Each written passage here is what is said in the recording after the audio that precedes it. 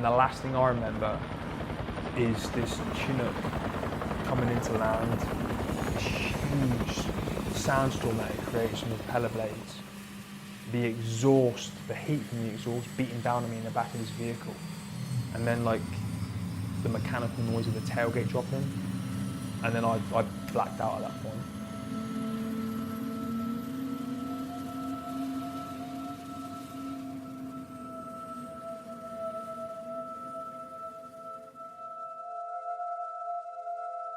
I later found out that they had classed me as dead.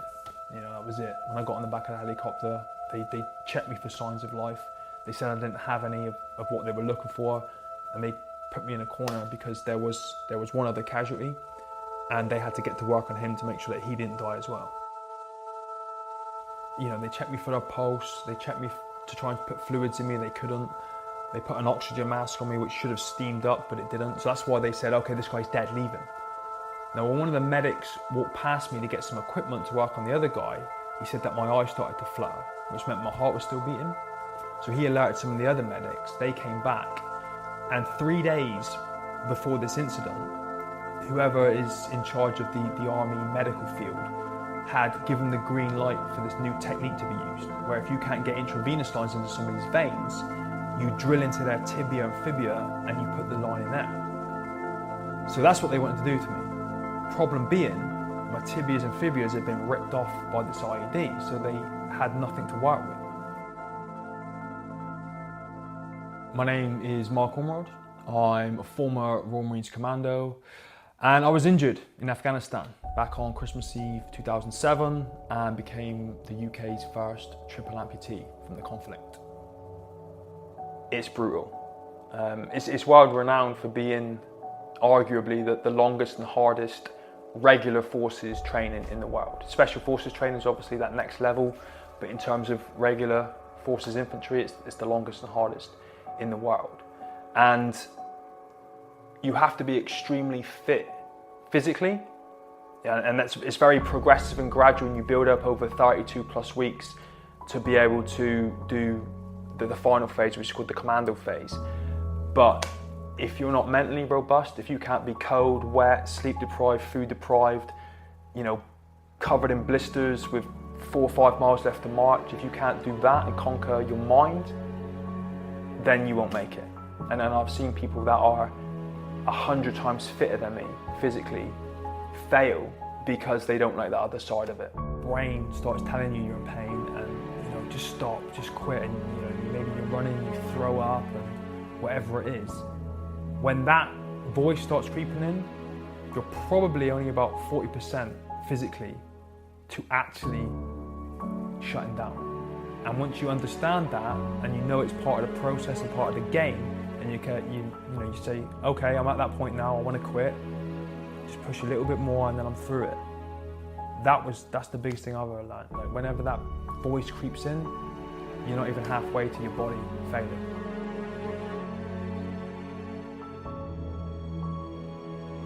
Most of my friends had left school, left education, and gone on to start their careers. And a huge chunk of them had joined the military, and they were in the army.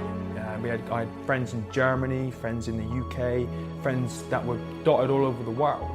And they would always come home on their leave periods, and it seemed like they always had, cool stories to tell me. They had money in the bank. They were always out partying. My exams are on the horizon. What do I want to do? Do I want to go on to further education, or do I want to go and start a career? So one of my friends who was already serving took me down to the career centre one day, and I spoke to the recruiter. He gave me all the paperwork that I needed. Because of my age, I had to take it back and get my parents to sign it. I had a training program that was written specifically for me by the Royal Marines, and that's all I did. I wasn't interested in anything else, going out partying, messing around. It was just training, following that program to the letter, waiting for a letter to drop on my doorstep saying, come and start your training. My dad told me that I had an uncle who was actually a retired Royal Marine, and he only lived about 15 miles up the road. So we hopped in the car, we drove up there one weekend, and he talked me through his entire career. He started as a Marine, which is our equivalent of a private, And 22 years later, he retired as a captain. And he told me why the Royal Marines were different, the kind of things that he'd done in his career, what I could expect to experience if that's the route that I wanted to go down. So I then went back home, back to the career centre. I spoke to the Royal Marines recruiter, and he pulled out, this is how long ago it was, he pulled out the VHS cassette. He put it in one of those TV video combi things that were all the rage back in the day. And I watched this video and my jaw hit the floor. I saw guys, faster up in at helicopters, skiing in the Arctic, up to their chest in water going through the jungle. And it just seemed like these guys could go anywhere, do anything at any time. And I got goosebumps. I'm getting goosebumps now just thinking about it. And that was it. I wanted to be a Royal Marines commando, and that was all I was focused on. And when I left school, that's exactly what I did. I was 17 years old when I did it. I was still a boy, and I was surrounded by men. I was the second youngest in my troop. Everyone else had more life experience and more experience in everything than I did. And it was very overwhelming, it was very scary, it was very intimidating, and you have to adapt really quickly and just run with it. And I think you develop your own way of dealing with it. And what I did personally was, 30 weeks is a long time. It's 32 now, it was 30 when I did it. You have to break that down to chunks, almost month by month, week by week, and then sometimes day by day. And that was the mindset that I adopted. I just thought, right, get through this day, get through this week, get through this month, tick the box, and then we restart again and keep pushing. And eventually, as long and as arduous as it was, eventually you'll get there, and then you can start your career and do the fun stuff. So I started training in February 2001 when I was 17, and I finished in October 2001. 9/11 was September 2001. So 4 weeks before I finished my training, we all witnessed that. And so we knew that everything we've been trained to do, we were going to have to put into practice in the real world very, very quickly. For an 18-year-old who was about to earn his Green Beret and become a Royal Marines Commando, who's very cocky and arrogant and brash at that age, you think you're invincible. 2003, Iraq came around and I was deployed on Operation Telic 1. So we spent about a month in Kuwait. We sat on that border, and then when we were given the green light, we pushed over that Kuwaiti-Iraqi border and we went and did what we had to do in Iraq. And I spent 3.5 months in there. And I didn't fire a single round. I came back, I was assigned with a couple of my friends as force protection for a medical regiment, so I thought we'd see a lot of action. I didn't see a thing. And I came back, and as weird as it sounds, I was disappointed. I thought, I've done all this training, and I'm supposed to be this elite level soldier, and I'm supposed to be able to go and do the business. I've just gone to war. I was 19 by this point. I've earned a Green Beret, I've been to war. I've kind of ticked a few boxes already. Anything else now is just a bonus. When Afghanistan became a hot topic again, I would get the opportunity to go out to a different kind of environment and then actually test my skills and see if I was good enough. They were worlds apart. In Afghanistan, as soon as you hit the ground running. And you could be fighting at all different hours of the day, 2, 3 o'clock in the morning, it doesn't matter. Night, day, all throughout the year. I was very comfortable in that environment. And I think that was mostly down to knowing about the men I had around me, who had all been through the same training, who were all at the same level, who were all extremely professional, and we all had each other's back. So despite how dangerous the environment was, I knew all around me were men that were willing to do whatever it takes to keep me safe, as I would be willing to do whatever it takes to keep them safe. We were called up to the headquarters compound. It was Christmas Eve, 2007. We were called up to the headquarters compound and we were given a brief on a foot patrol that we were going to go on. Something we'd done a million times before in the 3 months that we'd been there. We went back to our compound as normal, started preparing all of our kit and equipment as normal. And then we went back up to the headquarters compound. We formed up by the rear entrance of our camp in 2 sections, and we got ready to leave. Now, the idea of this patrol was that we would have 2 sections with 8 men in each section. We'd leave the rear entrance of camp. 1 section would go north, 1 would go south. We got told to patrol the immediate perimeter of the camp, pushing no more than 300 meters out. And then the 2 sections would meet at the front entrance of the camp, so now the opposite side, secure the location, close things down, and finish up for the day. Now, in terms of what we had done to that point, this was the most basic kind of patrol that you could ever go on. Prior to that, we had been going, 2, 3, 4, 5, 6 miles out, 8, 9, 10 hours, whatever it was. We had a mission, we had an objective. We'd go out, we'd execute that, and we'd come back. This was literally go out the back door, walk around camp, come in the front door. Now, we had no intelligence that gave us any cause for concern. We had a very firm grasp on our area of operations. We knew what was going on. So it was a walk in the park, or so we thought. The time came. They opened up the rear entrance. I was second in command of the section that went north. The other guys went south. And we went out and did what we were tasked to do. About 5 hours into it, both sections then found themselves at the opposite side of camp. So now at the front entrance, ready to close things down, to finish it up and go back into camp. Now, my section were on a high piece of ground, what we called the North Fort. Just underneath us, when we looked down, we could see the base that we're working out of. And then beneath that, just off to the side of the main dirt road that ran through the area, was the other section that we left with earlier in the day.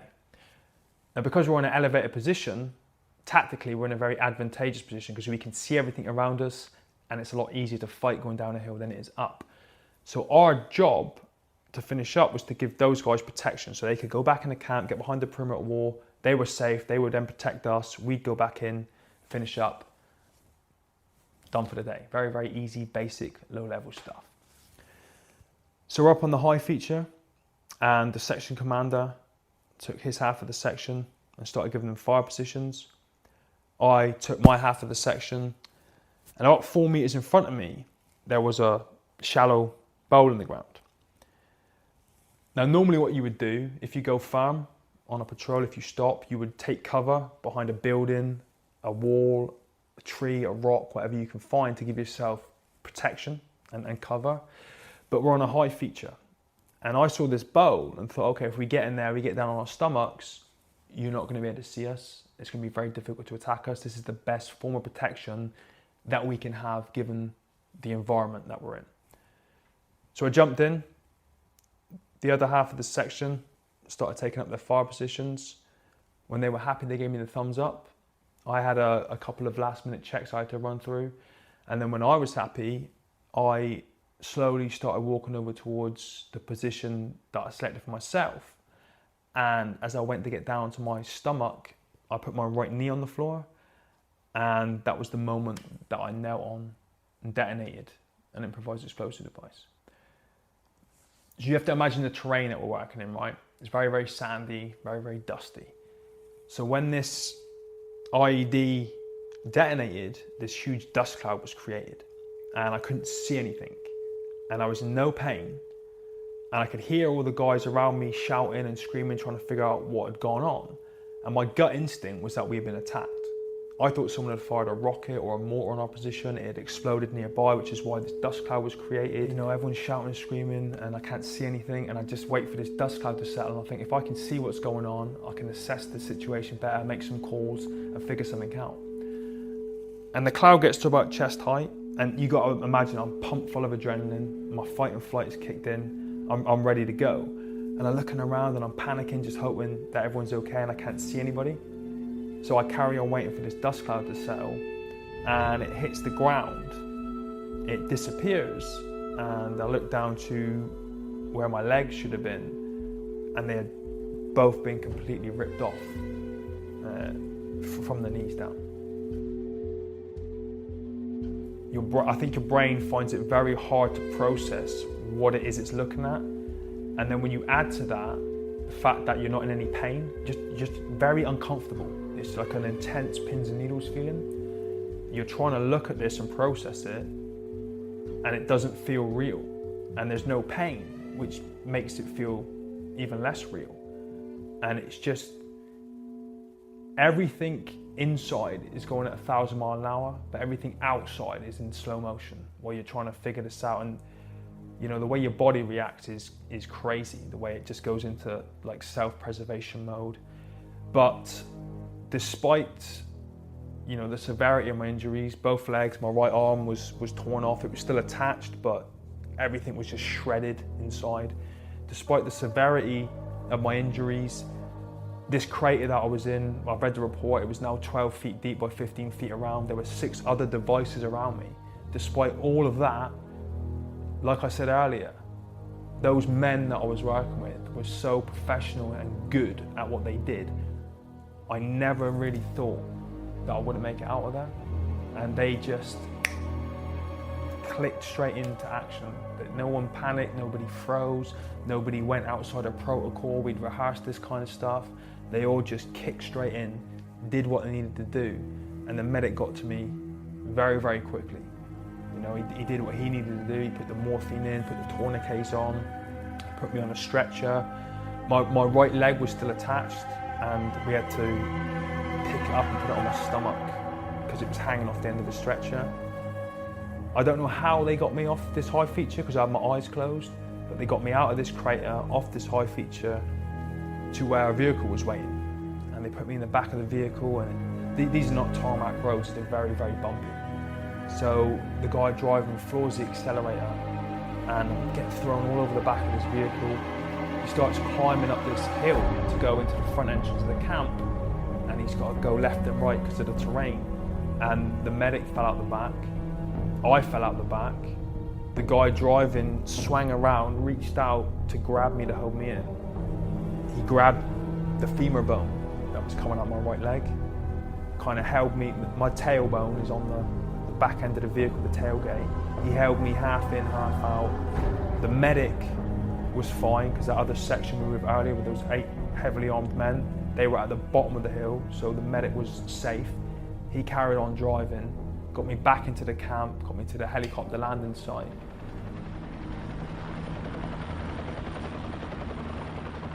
And the last thing I remember is this Chinook coming into land, this huge sandstorm that it creates from the propeller blades. The exhaust, the heat from the exhaust beating down on me in the back of this vehicle. And then like the mechanical noise of the tailgate dropping. And then I blacked out at that point.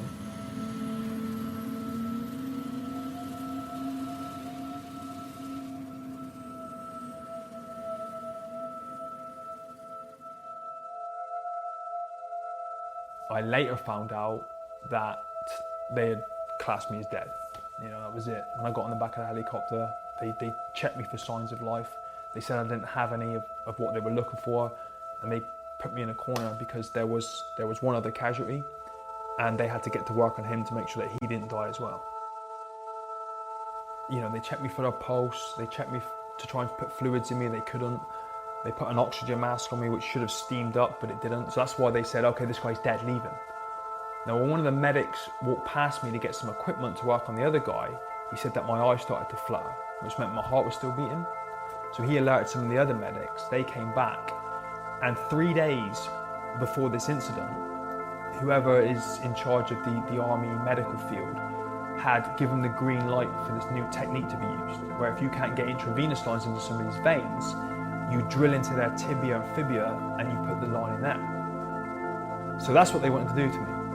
Problem being, my tibias and fibulas had been ripped off by this IED, so they had nothing to work with. Now, in this particular situation, it was an anti-personnel mine, which is only designed to blow off a foot. The idea behind them is it will maim somebody, and then when everyone else goes in to help them, you know, the enemy will usually pop over the hill with AK-47s and wipe everyone out. So it was an anti-personnel mine. But on top of it, they had put the warhead of a 107mm Chinese rocket, which is like a shoulder launch rocket, which will take the side of the house off. So I stood on the warhead put pressure on the mine, the plates in the mine touched, the mine erupted, the warhead erupted, and then I erupted. And the only thing I can think of as to why I'm still alive is the angle that it got me at. If it went straight up, it literally would have incinerated me. There would have been nothing left in my body. Put my right arm down to get onto my belly, and it just took off both the legs and the arm.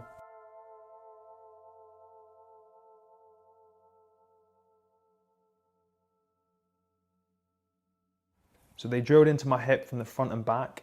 They put a line in. They said the first time that the skin was too loose, so it didn't bite. So they pulled it, they tightened it, and they put it in again. And they said the second time it bit, the fluids went in, and within like 3 minutes, they said I was back. So they flew me back to Camp Bastion, to the temporary field hospital that was there. And the surgeons that were working that day had a look at the damage caused by the IED, and it was a mess.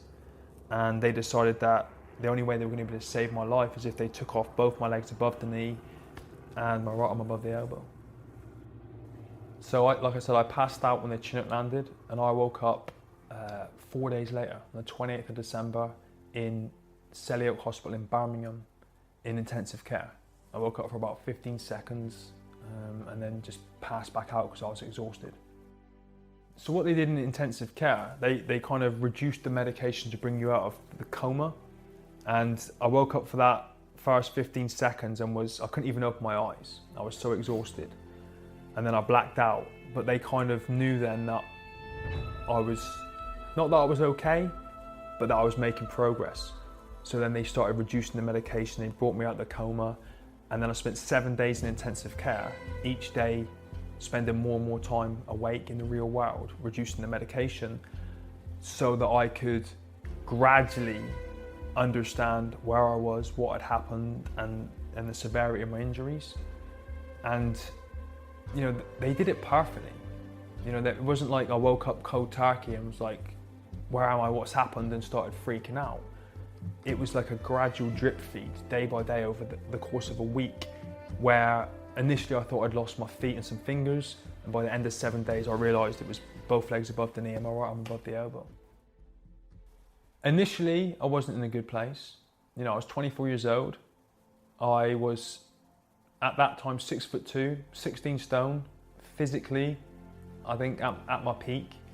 And then I woke up in hospital and I'm like 4'3", because of losing 3 limbs and the infections I was fighting off. I was probably 8 stone 11, I think, and full of tubes and everything. And I also had a huge hole in my hand from a shrapnel wound. I could only use 2 fingers, and was just lying in bed thinking. That's all I could do. And initially I was not in a good place. I think in the beginning there was a lot of kind of falseness between me and the people around me. It was almost like false positivity. You know, if I was feeling bad, I would act like I wasn't. And if they were struggling, they would act like they weren't. And even though it was a little bit false, it helped. And it, you know, just trying to force a bit more of a positive atmosphere kind of really helped.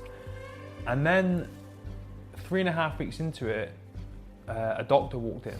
He wasn't part of my team, I'd not met him before. And he told me he was the UK's leading professional in the field of amputations. Like for 33 years at that point, he had been amputating people's limbs, following up their progress, and he was like the UK's guru. And he came in and said, I have never met anybody in my 33 plus years who's got one leg missing above the knee that has any success using prosthetics. So you need to start mentally preparing yourself for life in a wheelchair. And you've got to imagine, I've come from like alpha male peak to now at 24 years old. In my mind, thinking I need carers, people to wash me, people to feed me, you know, push me around in a wheelchair. And, you know, that's really not what I wanted to hear at that stage. I'm 3.5 weeks into my recovery. So that sent me into a spiral. And, you know, I don't mind admitting this, I contemplated suicide at that point.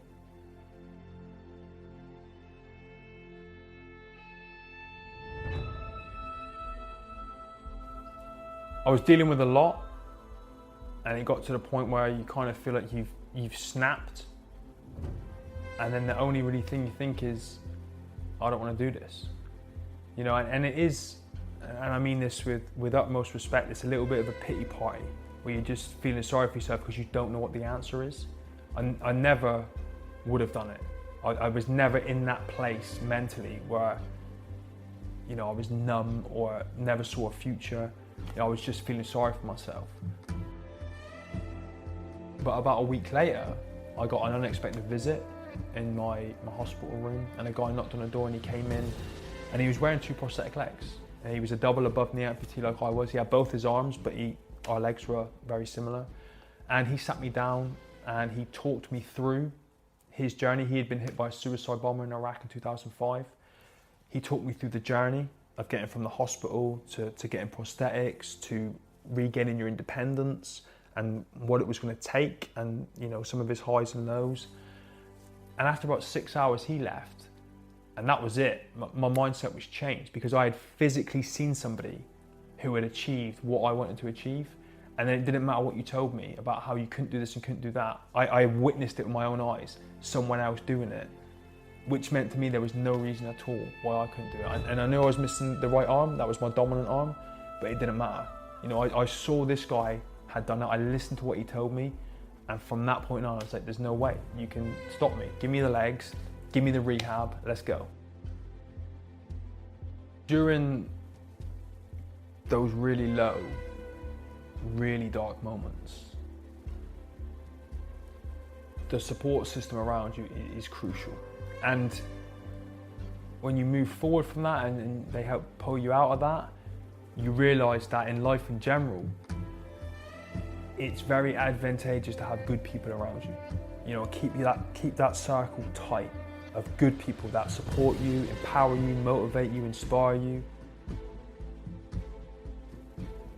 I had incredible support around me, you know, from my family, from the Royal Marines, all the doctors, nurses, surgeons, everyone around me just kind of came together to get me through those initial couple of weeks of dark thoughts and hardship. And it worked out, you know, it worked out in the end.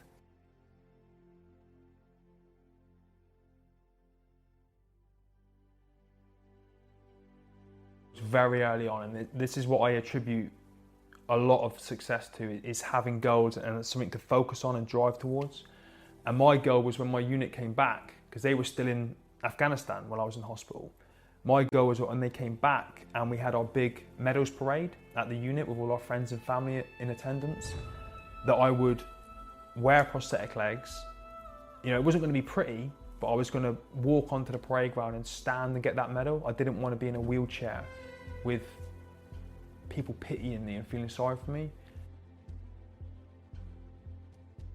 And then I got out of hospital after 6 weeks.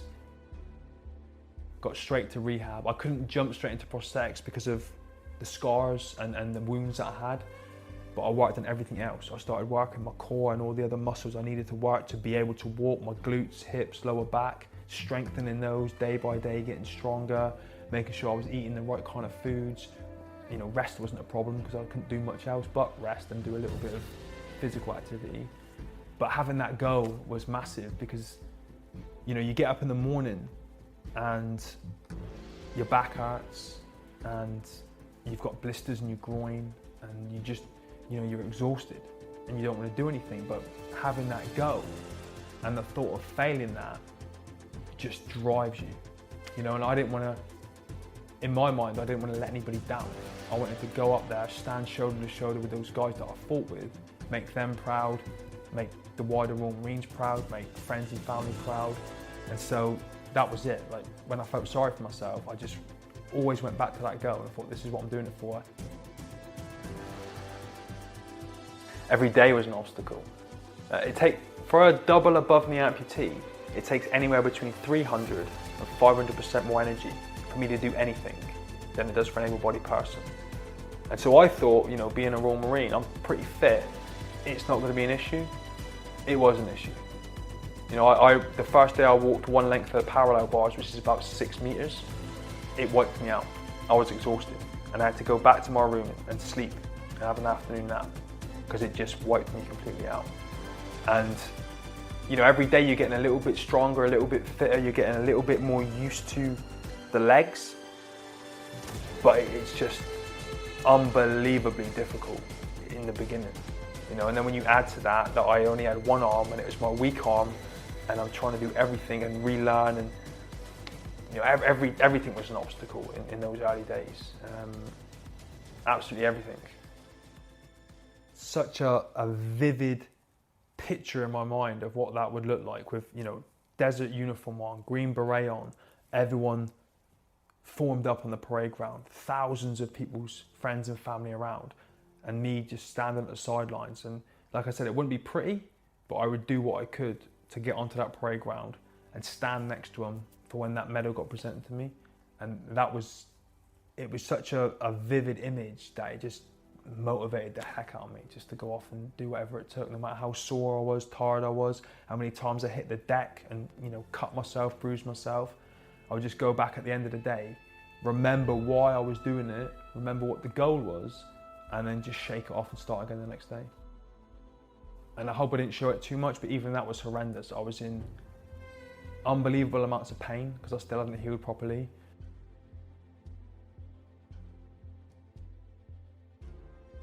Even for me to stand on the spot, it's like you march, you know, like jogging on the spot with your knees up high. And I was there for 45 minutes and I was just terrified. I was terrified that I was going to fall over and embarrass myself and hurt myself. But I just, you know, I had a constant conversation in my head about why I was there, why I was doing it, and what it was going to be like if I was successful. I realised that I'd done it before. So when I competed in martial arts, I always used to visualise myself getting my hand raised. When I was going through Royal Marines training, I always visualised what it would feel like to be presented with that green beret. And then when I, you know, achieved that goal at the medals parade, I came home here on a Friday evening and I just thought, this is what I need to do in my life, for everything. Not just, you know, set one goal to walk at the medals parade. Fitness, finance, family, every area that's important in my life. I need to set goals in these areas and drive forward towards achieving them. Because I think it's very dangerous, not just in my situation, but in anyone's situation, if you stay static for too long and the negative thoughts start coming in. You've always got to have something positive to move towards and strive towards, to occupy your headspace. You know, 80, 90, 95% of it has got to be positive and driving forward towards something that you want to achieve.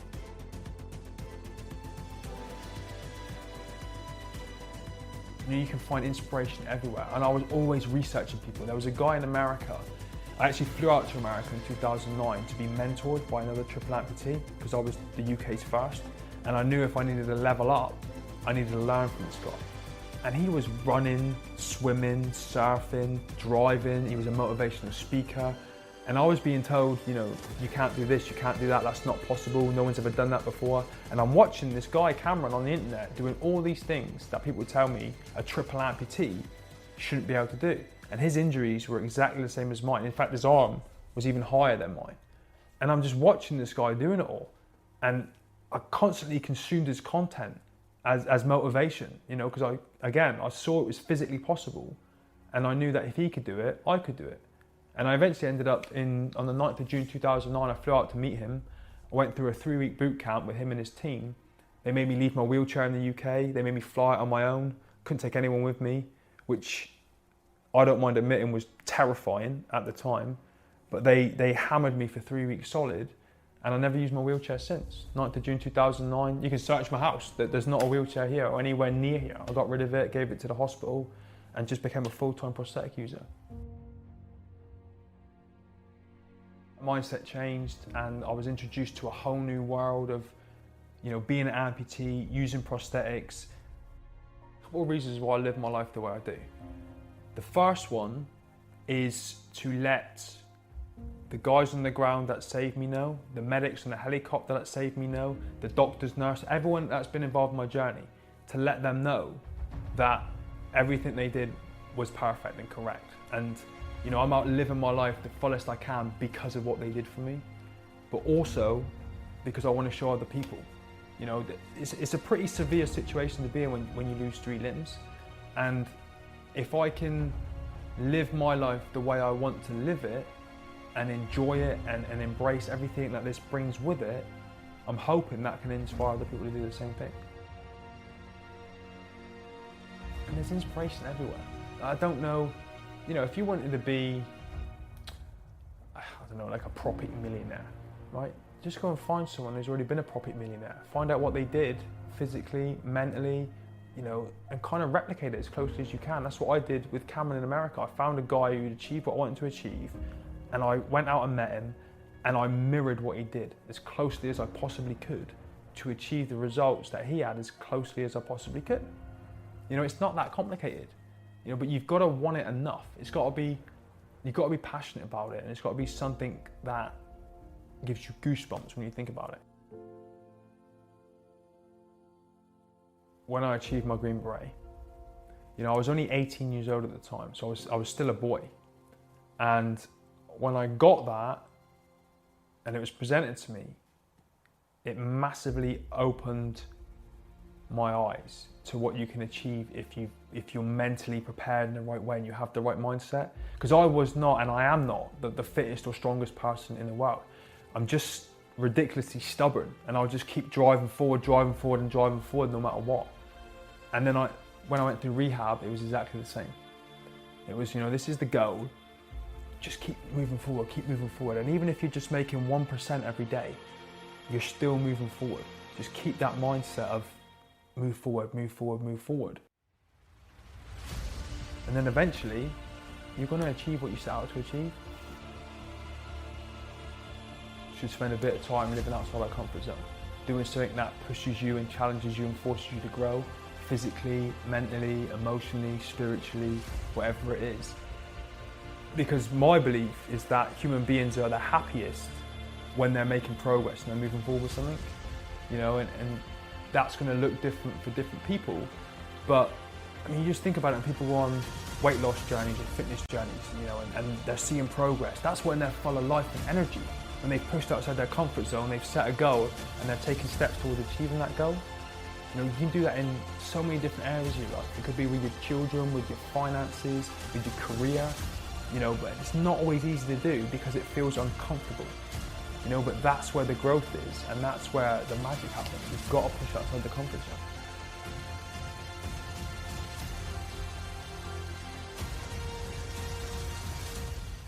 Like right here, right now, with the way, the way my children have grown up, the way my family are, the way my career is, the way my health is, everything that has gone on before has led to this moment right now. And everything feels great. Despite my situation and circumstances, and people find this difficult, they think it's all, sometimes when I say this stuff, it's false.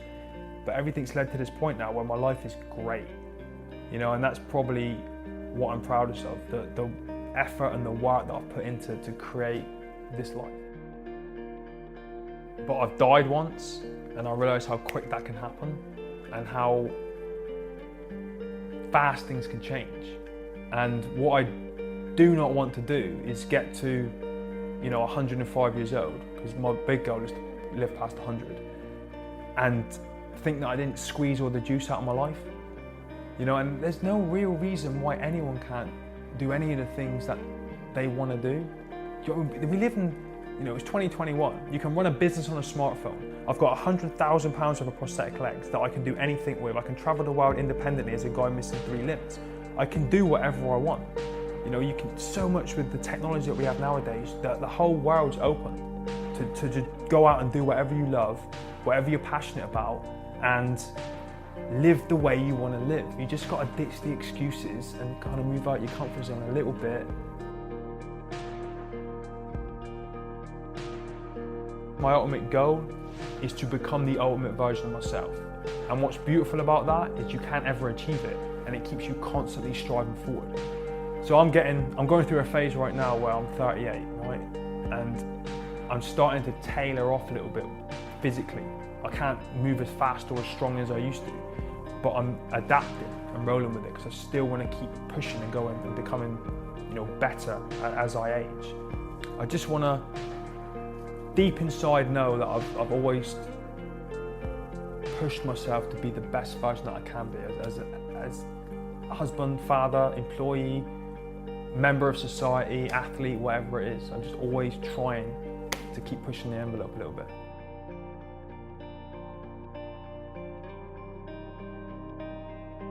It's in those moments you need to search for what you're grateful for. So I lost both my legs and my right arm, but I was grateful that I still had a fully functioning left arm. My face is untouched. I have no internal injuries. I have no traumatic brain injuries. I don't have post-traumatic stress disorder. You know, those are all things for me to be grateful of. I have this technology. You know, back then my mindset was, I have this technology that's going to enable me to live an independent life. They're all things to be grateful for. The support system around me, you know, all that kind of stuff. You have to work at it, but you can find something to be grateful for in any situation. You know, as bad as it gets, if nothing else, just know it's going to make you stronger when you come out the other side of it, and that's something to be grateful for. Don't limit what you can achieve. You know, 30, 40 years ago, someone in my situation probably would have been very limited. You know, I've been in a wheelchair, probably with carers, people looking after me, and my life would have been very different to the way it is now. But you want to talk about gratitude again, look at the day and age we live in. I run 2 businesses from a mobile phone. You know, I get to go out and share my story with the world and earn a living from it. You know, I'm grateful for all that stuff. Nothing's limited, there's opportunity in adversity. Nowadays, more than ever, you can take a bad situation like this and flip it on its head and turn it into something brilliant. Not only to create the life you want to live, but to help motivate and inspire other people. You can influence as many millions of people as you want on Instagram or TikTok or YouTube, but you know, it's your family, your children, your close circle that I think means the most. It's being all you can be, you know what I mean? It's unleashing your full potential. I mean, everyone has a passion, you know what I mean? Like you say, it's just maybe finding it, and people maybe know what it is but don't recognise it as a passion. Some people can be passionate about watching movies. That's the thing that they love to do more than anything else in the world. Do more of that. Some people love, I don't understand why they do this, but like ultramarathon runners, it's crazy, it's sick, but they love that, it's passionate. Go do more of that. You know, it's you have to do the things that you love in life. You know, when I was in the Marines, I loved that. I loved the people around me. I loved the way it made me grow, the experiences I got to have. Now, as a triple amputee, I'm passionate about living my life the best that I can and going out and doing all the things that I want to do. You know what I mean? So you have to do it. You have to do it. Don't make excuses why you can't do it and work too hard, get up an hour earlier. I've got kids, so have I. You know, you work it around, double tap it, bring your kids in, involve them in the passion. You know, I love doing jiu-jitsu. I take my boy to jiu-jitsu with me. I'm spending time with him and I'm doing what I love. Hopefully then he'll develop some sort of passion out of that and he'll discover what he loves. And you just spread it around. But you can't get trapped into that cycle of, you know, just going around the hamster wheel. You know, you've got to take that time to figure out what you love doing. If I'm competing for something, then I do become obsessed, but I would call it a healthy obsession. So 2017, 2018, I competed in the Invictus Games, representing the UK with different countries from all over the world. And that was a bit of an obsession for 2 years. I'd be here in this garage at 5 o'clock, 4 or 5 days a week doing cardio. I would have a full-time day job, and then I would do strength and conditioning in the evening and spend my weekends doing sports-specific training. And that was 2 years of obsession. It never got unhealthy. I'd always keep it healthy and keep that in mind and keep that balance. People can tip too far and be obsessed, and that comes at a cost. You've got to keep that obsession healthy. Physical pain, mental pain, it's all stuff that you can overcome. You know, I used to, in the beginning, have something called phantom limb pain, which is when you would feel like your limbs are still there and you'd get cramps and like a lightning bolt hitting you under a toenail, stuff you couldn't get rid of. And I figured out a way around it without the use of medication. I cold turkey, ditched my medication and started putting weight through the ends of my legs, and eventually it got rid of that physical pain. You know what I mean? It's all stuff that can be overcome one way or another. The mental pain is very similar. You know, a lot of people spend a massive amount of time training their body, but not very much time training their mind. You know, read the right books, consume the right content on social media, meditate, you know, spend time out. Stop watching garbage on telly. Spend that hour reading something that's going to strengthen your mind, you know, and help you to grow. This is something that as I've got older, I've understood a bit better. But failure, it's not failure if you learn from it, right? So again, I'll give you an example from the Invictus Games. I went there the first year and all I wanted to do was win gold medals. And I came back with 2 silvers and 2 bronzes. And I thought I'd failed. So I applied again for the next year. And then I took the lessons from those failures and applied them in my training for the following year, came back with 4 gold medals. It's temporary. You have to learn. If you just go, okay, I failed, I'm done, then you failed. But if you go, okay, I didn't quite achieve the objective that time, what did I do wrong? What can I change and adjust? How can I tweak it? Then I'm going to go at it again with those adjustments, and then 9 times out of 10, that's where the success happens.